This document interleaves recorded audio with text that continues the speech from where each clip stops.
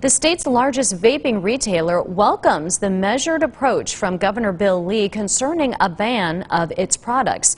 This comes as a long list of state health organizations urge some temporary vaping restrictions. State Capitol Newsroom reporter Chris Bungard looks at what is already a health crisis. The Department of Health here in the shadow of the state capitol says there have been 39 vaping-related illnesses in Tennessee since early August, but no deaths.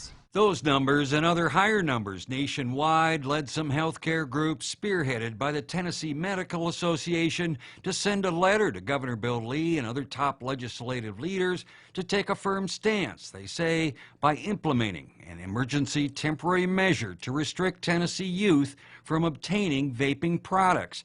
The governor Tuesday was asked if he might consider a ban. It's a real serious subject that there's not a lot of data on. There's not a lot of clear understanding yet. The only understanding we have is that there is an impending health crisis. The Tennessee Medical Association said it supports a ban of the vaping products, but wants the Lee administration to engage on the issue of what's causing the vaping illnesses. The experts don't know why this is happening, so banning things short of knowing if it's actually that thing that's causing the problem, I think is inappropriate, but we need to track it. I think the governor's approach of gathering facts is very important. At what is said to be the largest retailer of vaping products in Tennessee, its chief operating officer draws a distinction he hopes is understood. Federal agencies say the vaping illnesses are not coming from the kind of products in his store. It's been reported by the CDC and the FDA that the majority of the illnesses have been from illegal THC cartridges